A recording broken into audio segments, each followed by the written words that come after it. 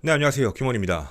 오늘 이 사건 아마 시청하신 분들이 많이 계실 것 같습니다. 물론 시청하지 않으신 분들도 계실 것 같아서 간략한 내용 개요도 함께 전달을 이제 밑에서 해드릴 텐데, 이 내용을 듣고 미리 아시는 분들도 저와 같은 마음이셨을 것 같습니다. 도대체 왜? 아니, 뭔가 앞뒤가 안 맞는 듯한 느낌? 아니, 어떻게 저럴 수 있어? 왜 저런 거야? 해서 오늘 여러분하고 같이 다른 부분보다도 이 사건의 남편에 대한 심리에 대한 부분이 있죠. 그 부분에 대해서 같이 한번 얘기를 나눠보고 상황에 대한 부분들도 좀 정리를 해보는 쪽으로 영상을 촬영하려고 합니다. 분명 우린 알고 있습니다. 이 사건의 현재 피고인인 남편은 진실을 말하지 않고 있습니다. 우리 이걸 얘기를 해보면 우리 그동안 많은 범죄자들 봐왔잖아요. 범죄자들이 늘 똑같이 하는 얘기가 있습니다. 무언가를 감춰야만 할 때 무언가를 모른다, 아니면 난 이거에 대해서 인지하지 못했다, 그런 일이 없었다, 다른 사실을 얘기하거나 뭔가를 감춰야만 할 때 항상 나오는 부분인데, 그러다 보면 우리 모두가 똑같은 걸 느끼게 됩니다. 앞뒤가 안 맞는다요. 특히나 이 사건 같은 경우가 모든 대부분의 내용이 앞뒤가 안 맞는 내용들인 거죠. 그리고 결론적으로 나중에는 난 모르는 일이다, 분명 재판에서 똑같이 그렇게 얘기할 겁니다. 심지어 지금 이런 얘기를 합니다. 남편은 저 비염인데요, 저 비염이어서 냄새 못 맡아요, 이렇게까지 주장을 하고 있는 거죠. 누가 들어봐도 말도 안 되는 얘기를 계속하고 있다라는 뜻입니다. 자, 사건에 대해 알고 계신 분이시건 아니면 모르시는 분들이시건 오늘 이 내용 같이 한번 고민해보고, 그리고 이 사건을 잊지 않았으면 이라는 생각을 하고 싶습니다. 특히 너무나 처참하고 너무나 끔찍했습니다. 방송에 여러 가지 자료들이 나갔었기 때문에 기타 방송에서 많이 보셨을 거라고 생각하고, 최대한 자극적인 사진들은 다 뺐습니다. 그리고 피고인 남편에 대한 신상이 외부에 나와 있는 거 저도 알고 있습니다. 많은 분들께서 뭐 그렇게 올리시고 뭐 네티즌에서 그렇게 많은 분들이 뭐 인스타까지 찾아내시고 내용들을 넣으신 걸로 저도 알고 있는데, 편의상 저는 모자이크를 했고요. 그리고 이름을 얘기하지는 않겠지만 그런 내용들 올리시는 부분들에 대해서 저도 이미 인지는 하고 있으니까 뭐 궁금하신 분들은 따로 찾아보시는 걸 권유드리도록 하겠습니다. 자, 우선 사건 내용부터 같이 좀 정리를 해볼 건데요. 모든 범행은 목적이 있습니다. 동기라고 하죠. 도대체 왜 그랬지? 그리고 어떻게 했지? 이게 명확해져야만 합니다. 근데 일부러 그런 것처럼 이 모든 것들이 꼬여 있습니다. 자, 일단 첫 번째 사건의 발생부터 이야기를 시작해 보도록 하겠습니다. 때는 2025년 11월 17일 오전 8시 40분이었습니다. 아침부터 한 통의 전화가 걸려오게 되는데요. 바로 아내의 어머니에게 남편, 즉 장모님에게 전화를 건 내용이었죠. 잘 살고 있는 줄 알았는데 갑자기 전화해서 딸이 죽었다는 얘기를 합니다. 아내가 사망했다고요. 모든 가족들이 놀라서 병원을 가게 됐고, 남편은 완전 멘붕에 빠져있는 상태로 보였습니다. 당연한 얘기인 거죠. 도대체 무슨 일이야? 어떻게 된 거야? 라고 물어봐도요, 남편은 아무 얘기를 하지 않습니다. 물론 충격을 먹었으니까 그럴 수 있죠. 여기까지 이상한 부분은 안 느껴집니다. 그러다가 나중에 정신을 차린 남편이 당시 상황에 대해서 이야기하는데, 아침에 출근하려고 나 출근할게 라고 얘기했는데 답이 없었다는 겁니다. 조용해서 뭐지? 왜 조용하지? 하고 방으로 들어가 봤더니 분명 눈은 뜨고 있었는데 숨도 되게 옅게 쉬고 있고 힘겹게 의식이 정상적으로 있지 않은 모습이어서 너무 깜짝 놀라 119를 불렀다고 합니다. 근데 119 대원분들의 응급처치에도 불구하고 아내분은 결국 사망하시게 됩니다. 자, 물론 여기까지 들어보면요, 한 집안에서 남편과 아내가 살았던 집에 남편이 출근하면서 아내가 갑작스럽게 상태가 안 좋아지는 끔찍한 상황이 발생된 것처럼 우리에게는 비춰집니다. 그런데 이 사건을 되게 이상하게 봤던 사람이 있습니다. 바로 의사였습니다. 의사분은 뭐라고 말했냐면, 자기 이런 거 본 적 없다, 이건 말이 안 된다, 살아있는 사람인데 부패된 시신이 왔다, 거의 이런 표현이었습니다. 자, 이게 무슨 내용이었던 걸까요? 상황은 분명 다른 부분이 있었습니다. 남편은 아침에 일어나서 나 갈게! 라고 얘기했는데 아무 대답이 없어 봤더니 아내가 그 의식이 잃어가고 있었다. 이렇게만 얘기를 했었죠. 현장에 출동했던 119 대원은 전혀 다른 이야기합니다. 남편의 신고 전화를 받았다고 해요. 그래서 현장에 도착을 딱 했는데 거기 상황이 보시는 바와 같습니다. 안방인데요. 그러니까 위생 상태가 말이 안 됩니다. 가끔 인터넷 보면 쓰레기집이라고 불리는 그런 집들 있죠. 청소가 아예 안 돼 있는. 약간 그런 듯한 느낌에다가 침대에 누워 계셨던 것도 아니고요. 그 옆에 1인 리클라이너 소파에 아내분께서 이제 거의 기대서 앉아 계신 것도 아니고요. 그 상태로 발견이 됐는데 문제는 하얀 이제 위에 티셔츠 하나만 입고 계셨습니다. 나머지 옷은 다 착용을 안 하신 상태고 소변과 대변이 밑쪽으로 쭉 계속해서 흘렀던 흔적들이 보이고 그거에 대해서 얼마나 오래됐으면 제대로 치워져 있지 않은 위생 상태가 정말 안 좋은 상태, 그 상태로 발견이 되신 겁니다. 근데 거기서 끝난 게 아닙니다. 현장의 악취에서 끝나는 문제가 아니고요. 피해자의 몸 상태, 아내의 몸 상태에서도 문제가 있었습니다. 그냥 이렇게 표현을 드리겠습니다. 그냥 바닥과 몸에 구더기가 살고 있었습니다. 살을 파먹고 있던 거였죠. 이유는 몸이 괴사가 진행 중이었습니다. 정확히 표현하면 괴사의 단계를 넘어서 부패된 상태입니다. 보통 발견된 시신들에서 부패된 시신에서 나오게 되는, 그래서 표현을 욕창이라고도 하고, 엉덩이 부분, 어깨, 팔, 배, 아니면 다리 부분 말할 것도 없었습니다. 정말 말 그대로요, 호흡만 붙어 있는 상태였지 부패된 시신하고 다를 바가 아예 없었던 상태였죠. 그렇게 병원으로 이송됐던 피해자분은요, 연명치료에 대한 부분들도 고민을 했지만 결국 다음 날인 18일 폐혈증으로 사망하시게 됩니다. 자, 분명 남편은요, 아내의 가족에게 이런 표현을 했죠. 출근하려고 했는데 상태가 이상해서 했더니 이렇게 됐다. 근데 현장이 얘기하는 부분은 완전히 다른 내용이죠. 우리 여기서 한 가지를 생각해 볼 수 있는 게 있습니다. 남편 뭐라고 처음에 얘기했죠? 출근하려고 했는데 갑자기 이렇게 됐다. 갑자기가 말이 됩니까? 아니, 온몸이 부패되기 시작했다라고 얘기를 하게 되면 그 기간이 엄청 오래 걸렸다라는 뜻인 건 우리 모두가 다 알 수 있는데 그거에 대한 언급을 단 한마디도 안 합니다. 그리고 남편은 마치 그걸 몰랐던 것처럼 얘기를 했죠. 누가 보더라도 이상한 겁니다. 해서 담당 의사가 신고를 하게 됐고 남편은 경찰에 체포가 됩니다. 남편은 뭐라고 얘기를 했을까요? 남편의 이야기입니다. 아내가 그런지 몰랐어요. 아니, 사망 전날, 그러니까 16일이죠. 16일날 스프 먹고 싶다고 그래서 스프도 끓여줬는데 그거 흘렸어요. 그랬는데 그걸 치우려고 이불을 목까지 덮고 있어서 그거를 딱 걷었더니 다리가 검은색인 걸 봤어요. 근데 저는 그게 씻지 않아서 그런 줄 알았습니다. 라고 말을 합니다. 어떻게 들리세요? 이게 보통 정상적인 사람이 할 답변은 아니다 라는 느낌이 좀 드시나요? 상황에 대한 게 말이 안 되는 건데 그거에 대해서 아내의 상태를 아예 몰랐다라고 일단 진술을 했던 겁니다. 수프를 끓여줬는데 흘려서 이불을 걷었더니 다리가 검었고 씻지 않아서다.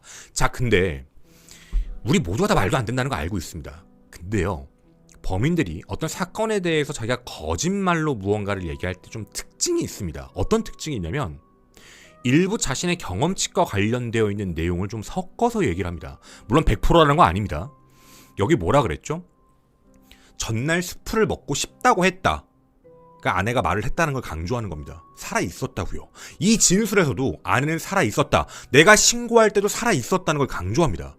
그리고 자기는 먹고 싶다라는 음식을 전해줬는데 그걸 먹었다고 끝나는 게 아니라 아내가 흘렸다.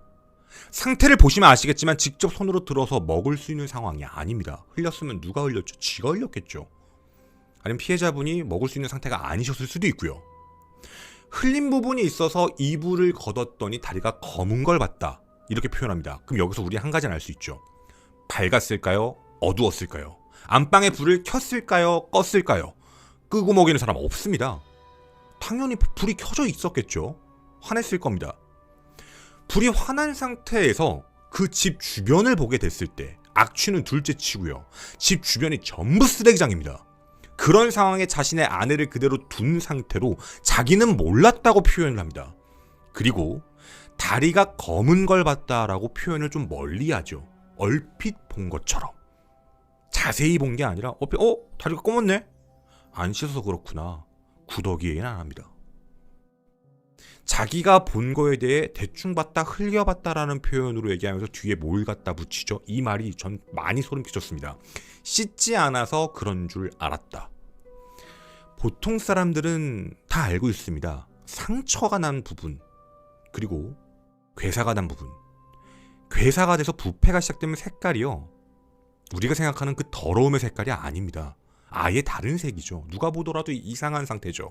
근데 이걸 자기는 씻지 않아서 그런 줄 알았다라고 말을 이상하게 돌려합니다. 왜 이런 표현을 썼을까요? 씻지 않았다. 이것도 꼭 기억해 주십시오. 씻었다, 씻지 않았다. 알고 계신가요? 피해자분은 스스로 씻을 수 있는 상태가 아니었습니다. 씻게 하려면 누가 했었어야죠? 지가 해야 됩니다. 그거하고 관련된 뭘 했었던가? 그것도 하나 기억에 넣어두시고, 다리가 검은 걸 봤다라고 표현을 뭉뚱그려 얘기를 했지만 이 사람은 분명 밝은 데서 본 겁니다. 그런데 그거를 그대로 넘어가고 다시 덮었다. 이건 뭘 얘기하죠? 인지하고 있는데 무시했다는 뜻이 됩니다.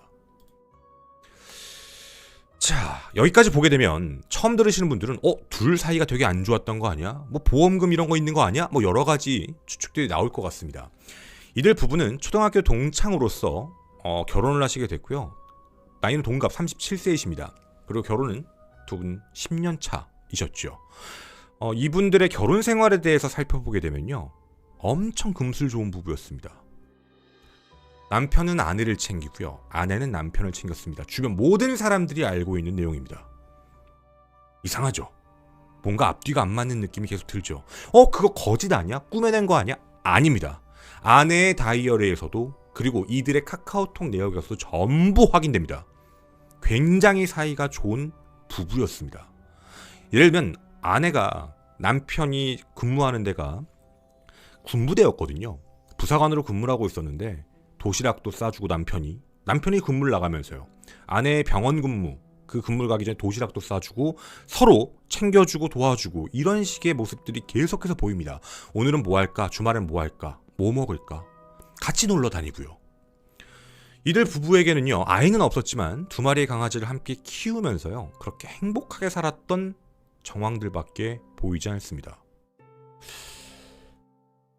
이상하죠? 그럼 병원에는 왜 안 데려갔지? 아니, 그렇게 사랑하고 아끼는 사람이면 아프면 병원 데려갔어야죠.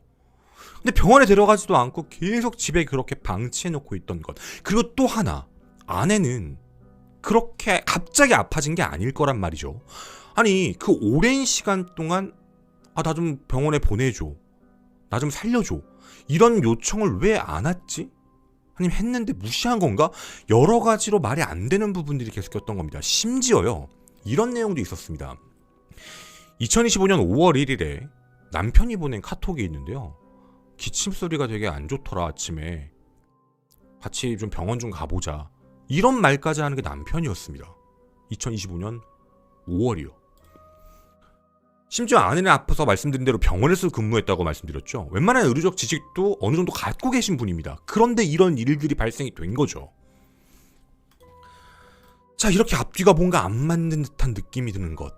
그러면 일단 제일 중요한 부분 중에 하나, 남편은 정말 아내의 상태를 몰랐을까에 대한 부분입니다.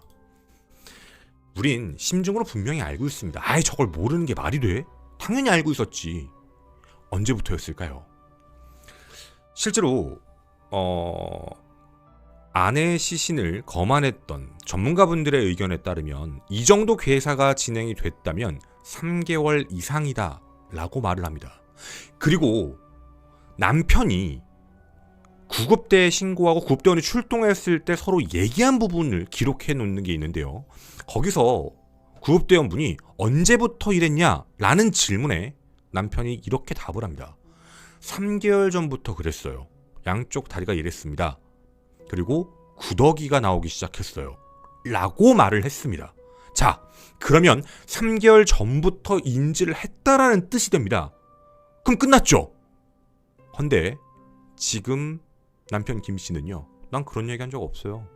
구급대원이 지 멋대로 쓴 거예요. 이렇게 주장하고 있습니다. 말이 안 되죠. 구급대원분이 신고받고 들어와서 신고자한테 상황에 대해서 적고 하는 건데 그걸 자기 뇌피셜을 돌려서 거기다가 3개월 뒤고 구더기가 나왔다라고 쓴다는 건 말이 안 되잖아요. 그럴 이유도 없고요. 남편을 범인으로 만들기 위해 구급대원이 그랬다? 이게 말이 안 되는 겁니다. 자꾸 이상한 소리를 하는 거죠. 자기가 그걸 말한 걸 아차했다 라는 생각밖에 들지 않는 부분입니다. 아내는 살아있는데 피부가 괴사가 됐습니다.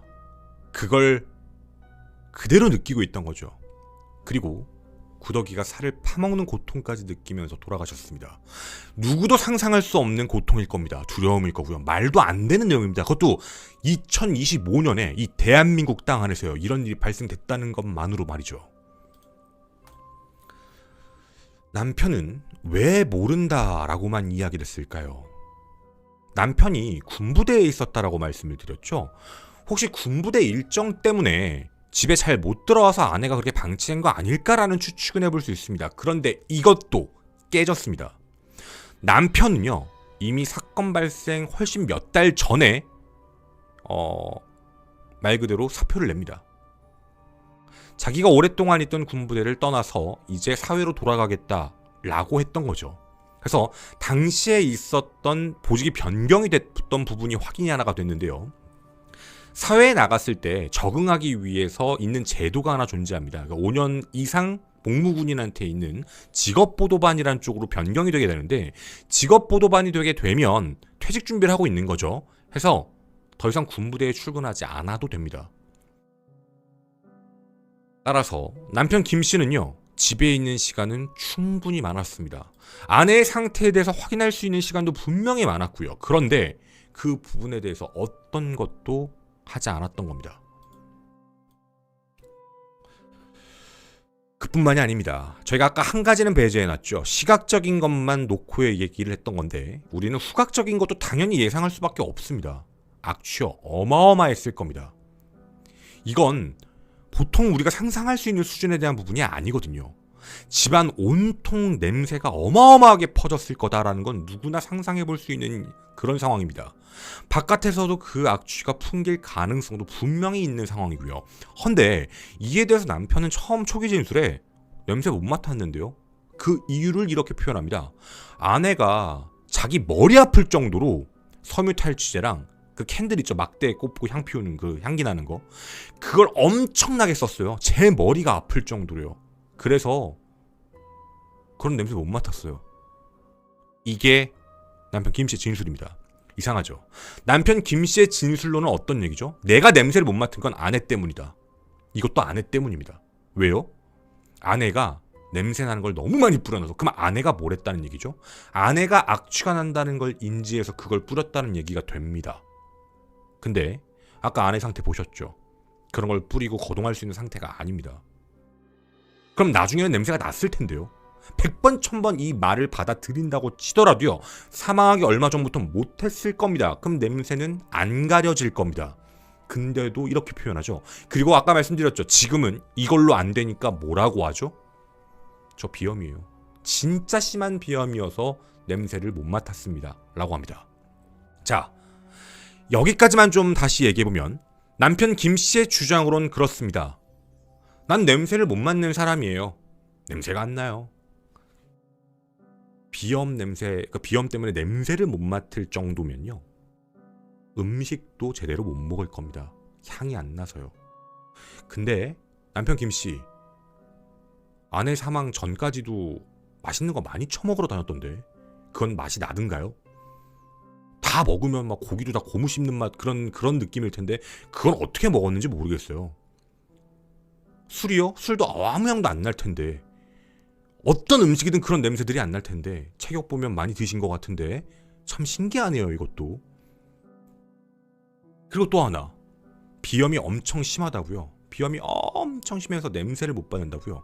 근데 아내가 그렇게 엄청나게 피웠다던 섬유 탈취제랑 캔들은 어떻게 맡았어요? 정말 특이한 말입니다. 이것도 앞뒤가 하나도 안 맞아요. 거짓말할 때 특징입니다. 그리고 아내 탓을 전부 하다가 비염 얘기로 얘기를 돌린 거죠. 그럼 비염 상태에서 그랬다. 내가 눈으로 본 부분에 대해선 안 씻어서 그런 줄 알았다. 다 누구예요? 아내 탓입니다. 지 탓 하나도 인정 안 해요. 자기가 방치를 했다라는 사실을 다 감추기 위해 난 바보예요. 난 이상한 사람이에요. 그럴 수 있지 않나요? 라는 걸 주장하고 있는 겁니다. 자, 그럼 이 정도의 증거만 남았을까요? 우리 한 가지는 분명히 예상해 볼 수 있습니다. 3개월 정도 됐다. 최소라고 했죠. 11월 달에서 3개월 전으로 거슬러 올라가게 되면 무더위인 여름이 끼게 됩니다. 여름에 냄새는 훨씬 더 많은 곳으로 퍼질 가능성이 커지죠. 당연한 얘기인 겁니다. 확인을 해봤습니다. 여름에 전기 사용량이 1.5배가 증가합니다. 전기료 어마어마하게 나갑니다. 근데 거기서만 끝나는 게 아니었습니다. 이것도 잠깐 나오고 그냥 지나갔는데 정말 의문점이었거든요. 수도 사용량이 41톤이 나옵니다. 한 달 동안. 보통 2인 가구 있죠? 2인 가구가 한 달에 약 10톤 정도 쓰거든요. 2인 가구가. 그리고 한 4인 가족 있죠. 자식이 있는 4인 가족분들이 진짜 많이 써봐야 13톤? 14톤 정도를 쓴다고 하는데 41톤을 한 달 동안 썼다라는 이야기는 거의 물을 계속 틀어놨다 수준입니다.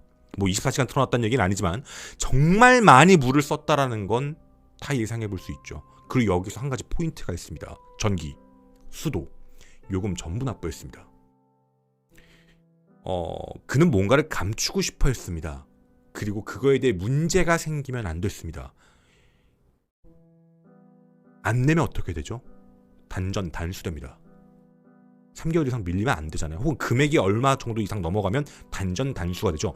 단전 단수가 되면 안 되는 게 이 사람의 입장입니다. 요금 납부가 다 정상적으로 됐죠.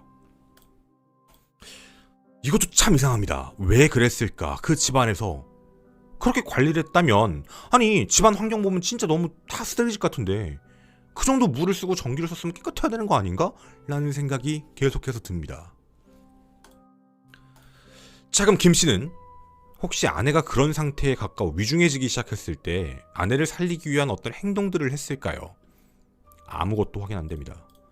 김씨의 행적이 확인되는 부분은요, 자기 지인들하고 술 처먹은 거, 밥 싸먹은 거, 밥 포장한 거 대부분 다 잃었습니다. 거기다가 더 충격적이었던 사실은 아내 사망 약 한 달 전, 한 달도 안 됐지만 약 3주 전에 자기가 키웠던 그 강아지 있죠. 강아지가 장염이라는 소견 때문에 병원을 이틀 연속 데리고 간 것도 확인이 됩니다. 병원을 못 가는 사람도 아닌데 아내는 방치하고 강아지는 데리고 갑니다. 그뿐만이 아닙니다. 남편은 아내의 가족들에게도 이 모든 사실을 태연하게 숨깁니다. 아내 사망 10여일 전에요, 장모님이 이제 가족들이 맛있는 거 먹으라고 음식을 보내줍니다. 정말 맛있다, 아내도 잘 먹었다, 너무 맛있다 라고 하면서 뻔뻔하게 다 얘기를 합니다. 이게 김씨가 보였던 모습입니다. 분명 이때 아내 상태 정말 극단적으로 안 좋아졌던 상태거든요. 한 전문가분이 그러시더라고요. 이때라도 병원에 갔으면 살았을 수도 있다.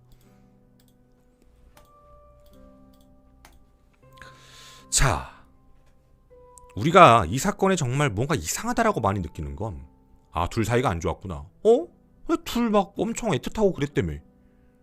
근데 이때 왜 그래? 갑자기? 무언가 좀 상황이 이상한 부분이죠. 그 부분들을 하나씩 찾아봐야 될 필요가 있는데 흔적이 하나 발견되는 게 있습니다. 아내가 가족들을 안 만나기 시작하는데 전화통화로 자기가 공황장애에 걸렸다, 사람을 만나면 오바이트를 한다, 빨리 나아지고 나서 만나겠다, 이런 식의 표현을 합니다. 그 이후엔 남편 김씨가 전부 가족들과 소통을 하기 시작을 했죠.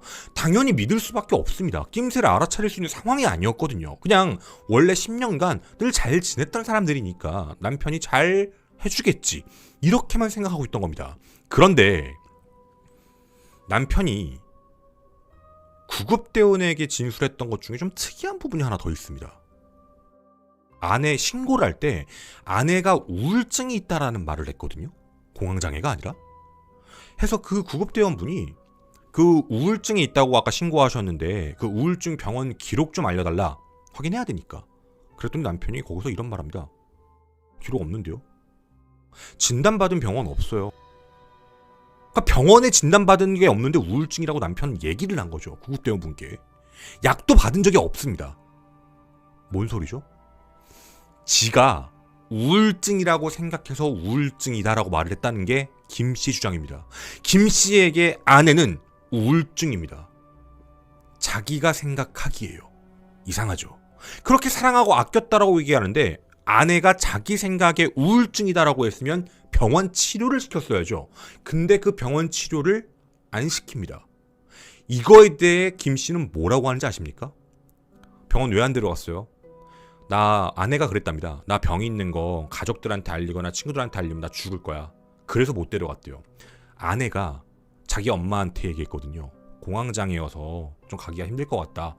이렇게 말한 게 아내입니다. 가족들도 알고 있는 내용이었어요. 근데 이것 때문에 못 데려갔다. 거짓말입니다. 자, 그럼 정리해보면 이 부분이죠. 남편은 아내에게 뭐라고 했죠? 넌 우울증이야. 넌 우울증이어야만 해. 이런 느낌이 들죠. 지 생각대로 한 겁니다. 넌 우울증이야. 이걸로 못을 박아놓고 상대를 대했다라는 뜻입니다. 아니, 그동안 아무 문제가 없었던 사람인데 지금의 모습을 보면 정반대죠. 우리 이런 단어 떠오르지 않나요? 가스라이팅. 심리적 지배라고 하죠. 아내에 대해서 무언가를 계속 강요하고 얘기하고 안 좋은 사람인 척 그렇게 얘기를 했다라는 느낌이 좀 듭니다. 상황만 놓고 보면요. 자, 그럼 아내분께서는 직접 외부에다가 얘기할 수 있었던 거 아닐까라는 생각도 듭니다. 가족에게 연락을 했었어야 되지 않을까? 아니면 스스로라도 더 안 좋아지기 전에 밖에 나가서 뭐 병원을 가든가 이랬어야 되는 거 아닌가? 어느 순간부터 시점이 지나버렸죠. 거동도 힘들어지고 그리고 몸에 괴사가 진행됐던 것. 누군가가 데리고 가는 게 아닌 이상은 불가능한 상태에서 점점점 상태는 심해졌고 결국 사망하게 됐던 겁니다. 이 안의 내용들을 보게 되면 남편은요, 자기가 이불을 바꿔줬다고 합니다. 근데 자기가 직접 바꿔준 게 아니래요. 이불을 빨아서 옆에 놓으면 아내가 그걸 덮었다고 합니다. 누가 봐도 힘이 없는 사람인데요. 자기는 그 안에 있던 모습을 못 봤다는 걸 계속 주장하고 싶으니까 말도 안 되는 얘기를 계속하고 있는 겁니다. 자, 그런데 아내의 상태에 대한 부분에서 한 가지 이상한 게 확인이 됐습니다. 욕창이다. 괴사가 진행됐다. 그럴 수 있죠. 그런데 쇄골 부분, 어깨 부분 이런 데 나와 있는 괴사가 조금 이상하다라는 부분입니다. 전문가 분의 의견에 따르면 이런 말씀을 하셨습니다. 외상이다. 외상이 있어서 외상 때문에 상처가 더 심해진 부패가 된 거다. 한 가지 추측해 볼 수 있죠. 스스로 아내가 다쳤거나 혹은 그 집안에 있는 다른 사람, 남편 김 씨가 다치게 했거나 근데 그걸 치료하지 않아서 다른 데와 마찬가지로 괴사가 진행됐다. 이렇게 보는 게 굉장히 합리적입니다. 그리고 또 하나 의심 가는 것. 갈비뼈가 6개가 부러졌습니다. 갈비뼈 6대요. 갈비뼈 6대 중에는 쇄골 쪽에 있는 1번부터 6번까지가 깨져 있는데 이 정도면 움직이는 거 거의 불가능합니다. 통증도 어마어마했을 거고요. 어딘가 이동한다? 불가능합니다. 이 부분에 대해서 남편 김씨 측이 주장하는 바는 뭐냐면 CPR 때문에 그런 거다. CPR을 하면 갈비뼈가 깨질 수 있거든요. 그런데 CPR을 하더라도요. 위쪽 뼈가 깨지는 일은 절대 없습니다. 불가능합니다. 그렇게 놓고 보면 아내가 움직이지 못했을 가능성에 대한 이유도 어느 정도 이해합니다. 자, 지금까지 사건에 대한 내용들을 대략적으로 정리해서 알려드렸습니다. 뭐 들어보신 분들은 다시 한번 들으셔서 분노하셨을 것 같고 처음 들어보시는 분들은 아마 이게 뭐야? 아니 왜? 어떻게? 뭐 이런 생각이 드실 건데요. 도대체 왜 그랬을까에 대한 생각들도 많이 듭니다. 의혹에 대한 부분들도 여러 가지가 그려지고요. 어느 정도 느낌이 오는 건 남편이 아내를 공격하지 않았을까? 그리고 아내는 움직이지 못한 거 아닐까? 그리고 남편은 아내를 방치했고 그리고 결국에는 이런 사태가 발생된 거 아닐까? 뭐 이 정도에 대한 부분인 겁니다. 자, 지금부터 저희는 이 사건에 대한 의혹점들을 같이 좀 얘기를 해보려고 합니다. 뇌피셜입니다. 여러분들의 많은 의견들도 댓글로 기다리고 싶습니다. 이 사건 정말 끔찍하고 잔인한 사건입니다. 근데 남편은 지금요, 자신의 죄에 대해서 뻔뻔함을 유지하고 있습니다. 모른다니요. 이게 말이 됩니까? 신상 공개 안 하는 것도 정말 솔직히 이해가 안 갑니다. 정말 극악무도하다는 생각밖에 안 드는데요. 자, 우선 집안에 대한 이야기를 잠깐 해보려고 하는데요. 이 집안의 모습들이 하나씩 확인해도 되게 지저분하고 더럽습니다. 청소를 꽤 오랫동안 안 했다라는 느낌이 많이 들어요. 안방도 마찬가지고 작은 방도 마찬가지입니다. 근데 작은 방에 침대 하나 있거든요. 근데 거기는 생활 흔적이 보여요. 남편 김씨 거기서 산 겁니다. 안방에 안 들어왔다는 얘기예요. 안방 문 닫아놓은 거고요. 자기는 가장 멀리 떨어진 작은 방에 산 겁니다. 자, 근데 현장에 대한 부분이 어떻게 공개가 됐냐면 아내분의 유가족분들이 그 일이 있고 바로 다음날 그 집을 다시 촬영을 해놓으셨습니다. 근데 그 촬영된 영상들을 보게 되면 바로 사건이 있고 바로잖아요. 제일 눈에 띄었던 분이 안방에 있는 화장실이었습니다. 화장실이 엄청 깨끗합니다. 아주 깨끗합니다. 이 부분에 대해서 왜 그렇냐라고 얘기하자 남편의 진술로는 전날 화장실 청소하러 들어갔다라고 얘기를 합니다. 왜요? 화장실 청소하러 오는데 아내도 안 쳐다봤대요. 어두워서. 이게 남편 진술입니다.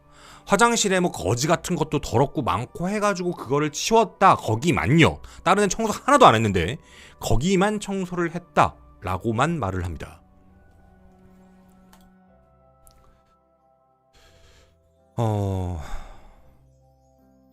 제가 한 가지 좀 의심이 갔던 부분 중에 하나가 있었습니다. 남편이 화장실만 청소를 했다라는 표현을 역으로 생각해 볼까요? 범인은 감추고 싶어 한다라고 말을 했죠. 물을 41톤씩이나 썼다라고 얘기했죠.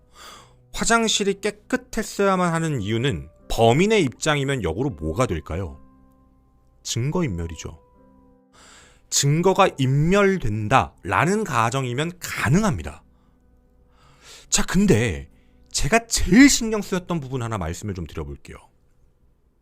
여러분, 분명 김씨도 구급대원에게 3개월 전에 구더기가 보였다라고 얘기를 했죠. 전문가분도 3개월 이상 된 거다라고 말씀했죠.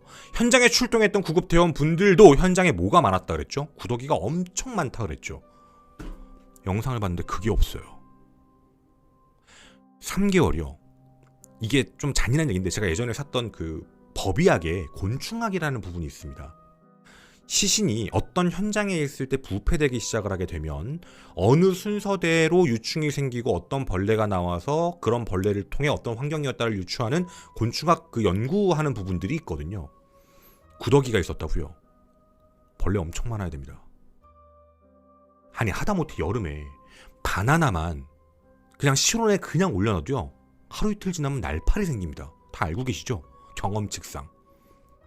근데 구더기가 엄청 많았다 그랬죠. 그 전에 뭐가 있어야죠? 성충이요. 성충이 있어야 합니다.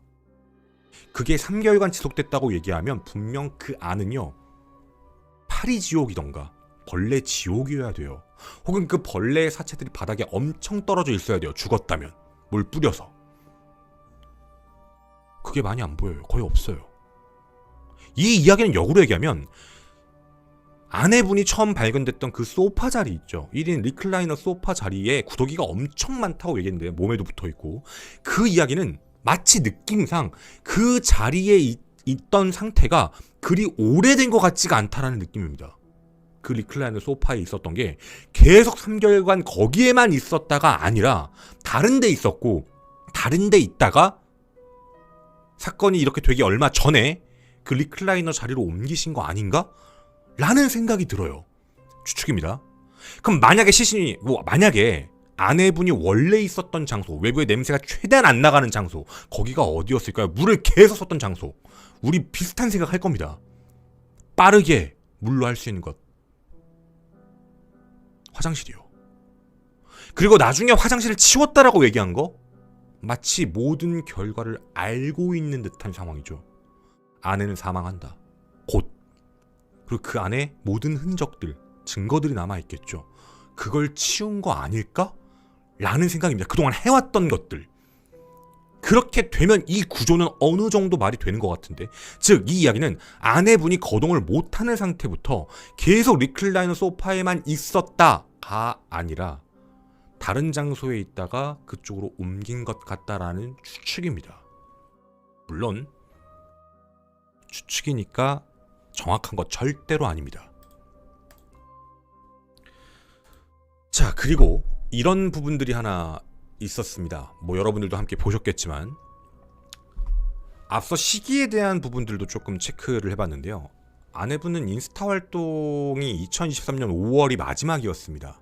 사실 그 이후에도 큰 문제는 없었어요. 2024년에도 문제가 없었고 같이 여행을 다닌 기록들도 있습니다. 그리고 아내분께서는 직장을 그만두시고 뭐 다이어트를 위해서 그런 제품들도 산 부분들도 확인이 됩니다. 근데 2025년부터가 조금 문제가 조금 됐습니다. 2025년 1월 달부터 계속 반복적으로 사는 음식이 있었습니다, 남편이. 그게 사탕이요. 그러니까 우리가 포도당이라고 하죠. 당류. 뭔가 음식을 섭취하지 못할 때 우리가 대리로 먹는 것들이 당이잖아요. 아내분의 몸무게가 어마어마하게 빠졌습니다. 발견 당시 몸무게가 복수를 제외하면은 20kg 정도였다고 하시던데, 생명을 연장하는 거와 관련해서 쇼크가 오지 않게 하려고 당만 계속해서 먹인 거 아닌가라는 게 의문이 좀 드는 대목들입니다. 그리고 7월경부터 모기살충제나 향홀더 이런 스틱들을 산 것도 확인이 됩니다. 그리고 11월 17일 아내가 사망을 했죠. 자, 이제 여기에 과정과 관련해서 한 가지를 조금 더 깊게 들어가 보고 싶은 부분이 있었는데요. 남성분들은 많이 알고 계실 것 같아요. 여러분, 군대에 들어갔습니다. 부사관입니다.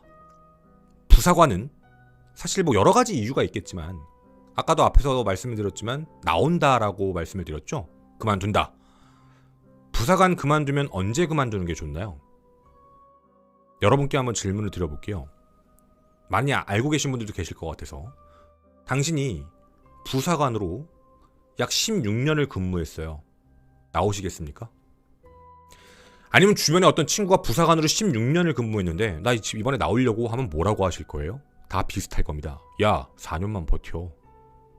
4년은 버텨. 야, 연금 나오잖아. 죽을 때까지 나오는데 그거를 왜 지금 나와? 20년 최고 나와. 대부분 다 그렇습니다. 대부분 다요.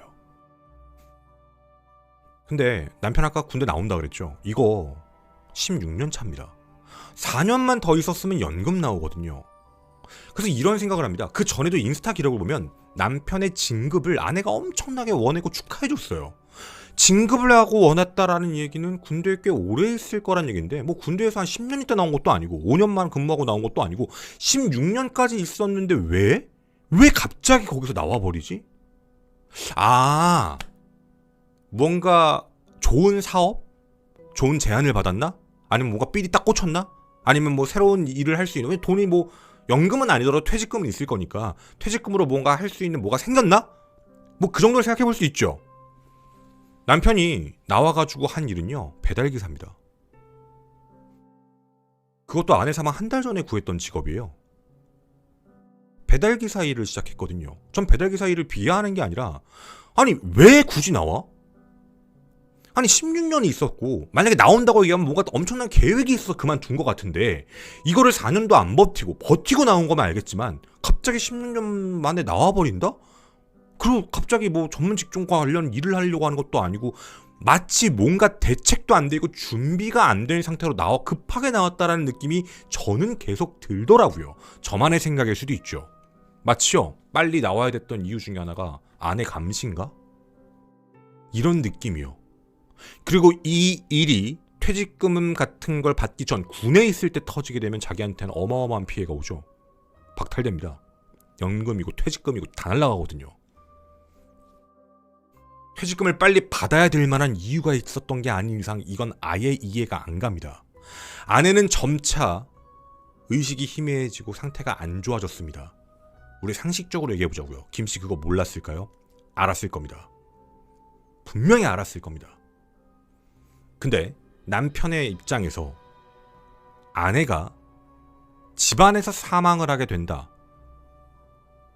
갑작스럽게 사망하게 된다? 슬퍼하고 안타깝고 주변 모든 사람들이 그런 모습이겠죠. 근데 이 사람에겐 좀 다른 부분이 있습니다.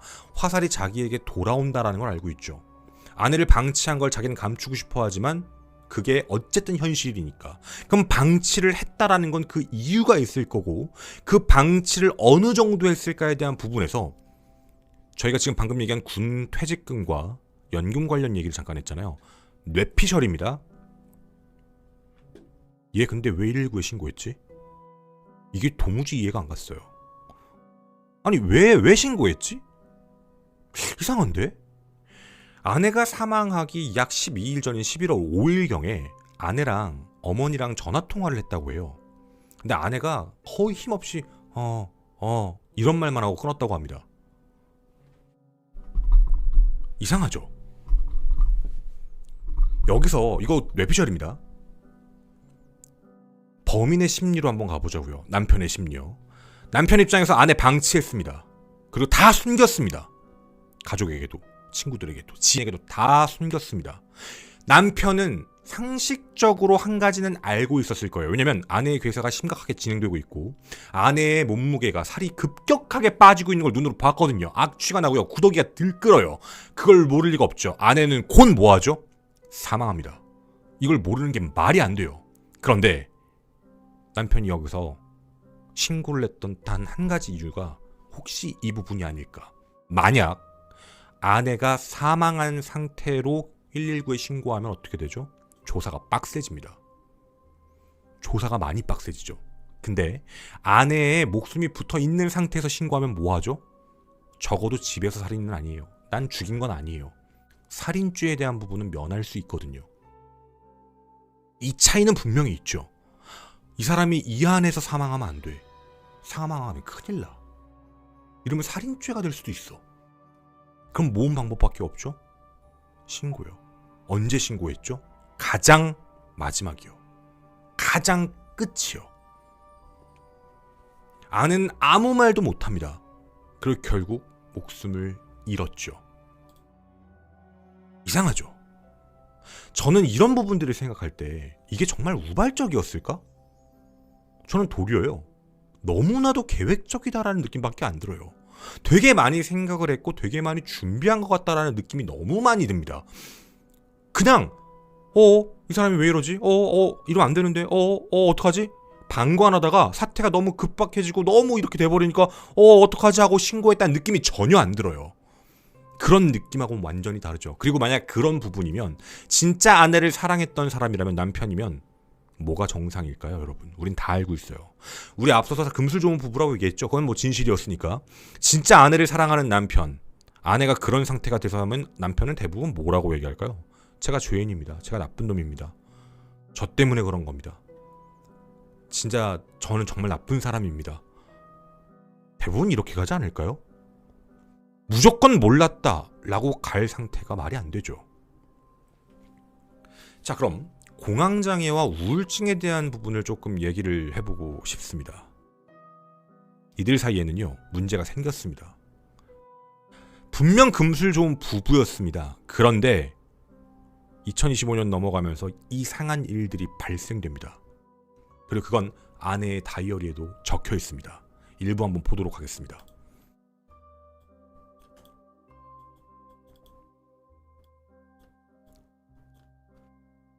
진짜 너무 죽고 싶다. 진짜 죽고 싶다. 죽을까? 죽어야 괜찮을까? 눈치도 보기 싫고 힘들다.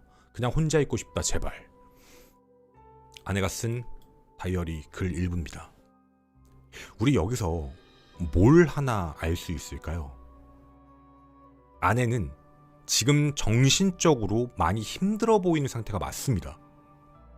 왜 힘들까요? 남편 때문이죠. 주변에 다른 사람의 문제가 아니고요. 그리고 여러분도 지금 눈치채셨죠? 그 눈치라는 단어요. 눈치 보기 싫다. 눈치 누가 주죠? 남편밖에 없습니다. 남편은 눈치를 줬고 아내가 그것 때문에 힘들고 혼자 있고 싶다라고 표현합니다. 자, 이 말 되게 중요합니다. 혼자 있고 싶다. 물론 억지 해석일 수도 있죠. 남편과 사는 게 안 좋다는 얘기입니다. 힘들다는 얘기죠. 남편은 아내에게 어느 순간부터 굉장히 강할 정도의 공격성, 우리 아까 몸에 상처 있고 뼈가 부러졌다고 했죠. 이게 남편이 했다라고 한다면 물리적인 공격입니다. 대부분 폭력성과 관련되어 있는 문제는 언어적 폭력, 그 이후에 동반되기 시작하는 게 뭐죠? 물리적 폭력입니다. 발전해 가니까요. 언어적인 폭력과 스트레스를 주는 것, 분명히 아내는 뭐 하고 싶어 했죠? 그만두고 싶어 합니다. 남편하고 있는 게 힘들다라는 표현을 하고 있죠. 그럼 이들은 뭐 하는 게 맞았을까요? 이혼하면 됩니다. 이혼하면 됐거든요. 그런데 전 이게 정말 이상했습니다.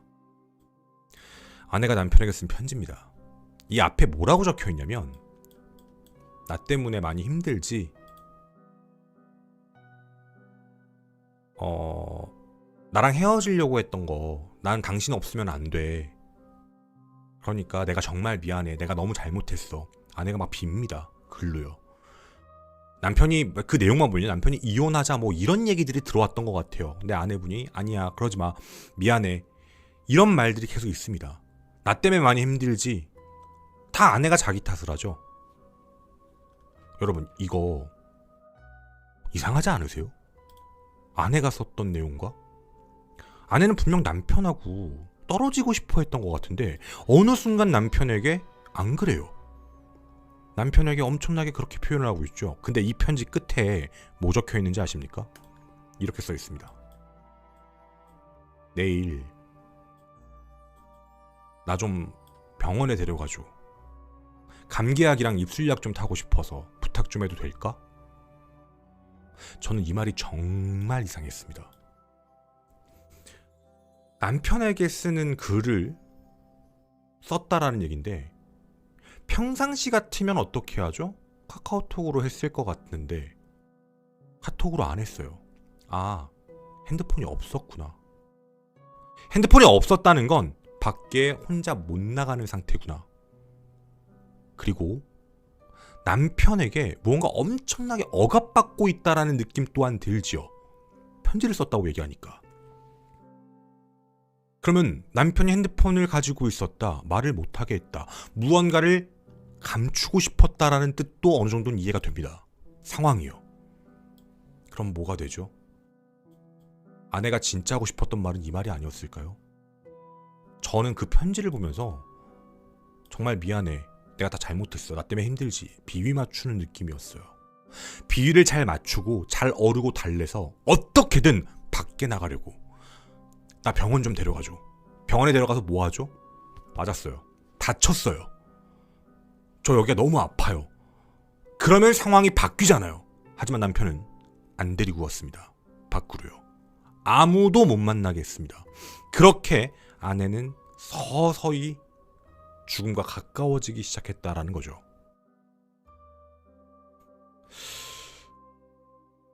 저는요, 이 내용들을 보면서 그 생각이 들었습니다. 남편은 도대체 그러면 왜 그렇게 했을까? 뇌피셜입니다. 지금까지 나와 있는 내용들만 정리해보면 남편은 아내에게 과연 자신의 퇴직에 대한 이야기를 했을까? 아내가 알았을까? 몰랐을 가능성이 크다고 봅니다. 어쨌든 이들 부부 사이에 어떤 트러블은 생깁니다. 근데 그 트러블을 대처하는 방식이 남편은 잘못됐던 것 같습니다. 남편은 언어적인 폭력, 심리적인 가스라이팅에 대한 부분을 강하게 했던 것 같은데, 상황만 놓고 보면 그런 상황 속에서 이제 물리적 폭행까지 가하게 됩니다. 아내는 참지 않았겠죠. 하지만 남편은 더 심하게 감금합니다. 심지어 군부대도 안 나갑니다. 나오니까요. 좀 직업 관련해가지고 직업 보도반 들어갔으니 이제 계속 집에 있는 거죠. 관리가 안 되는 겁니다. 나갈 수도 없는 거죠. 몸은 움직일 수 없습니다. 그럼 집안에 그대로 갇혀 있어야 되는 상황입니다. 누구랑요? 남편 김씨요. 남편 김씨는 기다렸을 겁니다. 혼자 못 움직일 때까지. 왜요? 이 일이 있을 때요, 남편이 25년 10월 달부터 직장을 나갔다 그랬죠. 다시 새로운 직장을 얻어서 배달기사 일을 시작했다라고 했죠. 그 전까지는요, 집에 있었던 겁니다. 왜요? 아내가 거동을 하니까. 아니면 억지로라도 조금이라도 움직일 수 있으니까. 근데 그때부터인 것 같습니다. 추측입니다. 10월 달부터는 아내가 정말 움직일 수 없는 상태가 되었고 확신한 거죠. 그래서 밖에 나가서 지인들 만나 술 처먹고 들어와도 됐던 겁니다. 아내가 못 나가니까. 그렇게 모든 사람들을 막았습니다. 아내는 점차 그렇게 죽음과 가까워졌고요. 남편은 물리적인 폭행을 가했던 상황에서 아내와 이혼을 하게 되면 자신에게 떨어지게 될 부분들이 많이 있을 겁니다. 첫 번째 타격이요, 위자료죠. 군대 연금을 받아도 마찬가지입니다. 군 연금도 이혼을 하게 되면 절반의 재산 분할을 항목 안에서 포함이 됩니다.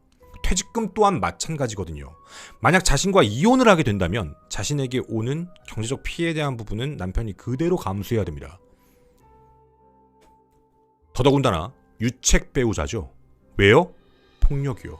가정폭력으로 난 이혼, 유책 배우자는 남편. 이 모든 것들이 확인되는 순간 남편은 군부대에 더 이상 오래 있을 수도 없습니다. 당연한 얘기예요. 20년 못 버텨요. 그렇게 되면 모든 게 꼬이죠.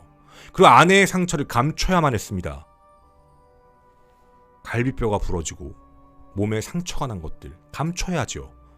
집안에 그대로 둔 겁니다. 청소 따윈 안 합니다. 원래 집이 매우 깨끗했거든요. 남편이 그렇게 하기 시작하면서 집은 온통 더러워지기 시작합니다. 관리를 아예 안 해요. 그리고 아내가 그냥 사망하면 안 됩니다. 천천히 갑작스런 죽음이 아니라 서서히 움직이지 못하는 상태까지 기다렸다가 그리고 결국 사망할 때쯤 됐을 때 자기가 직접 신고합니다. 집안에서 사망하면 안 되니까. 그렇게 되면 자기에게 모든 책임이 살인죄로 돌아올 수도 있으니까. 그래서 했다. 여기까지 왔다.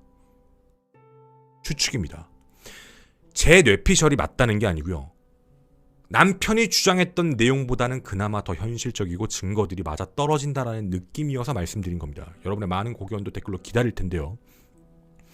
정말 끔찍합니다. 신상 공개하지 않는 것도 얼탱이가 없고요. 사람 아닙니다. 진짜 사람 아닌 겁니다. 가족이어서도 아니고요.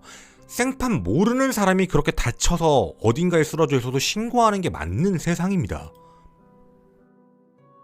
자신의 아내가, 그것도 10년을 같이 산 아내가 그런 몰골과 그런 상태로 점차 죽어가고 있는데 그걸 바라보고 그 옆에서 아무렇지 않게 살아갔고 그리고 밖에 나가서 사람들과 하하호호 떠들고 술 처먹고 다니고 가족들에게 잘 살고 있다, 고쳐지고 있다 이런 말만 하고 있었다. 이게 김 씨의 모습입니다. 이게 정상 아닙니다. 현재 부작위에 의한 살인, 이것으로서 죄명이 변경되어 재판이 들어가는 걸로 확인이 됐습니다. 올바른 법원의 판단이 나오길 진심으로 바랍니다.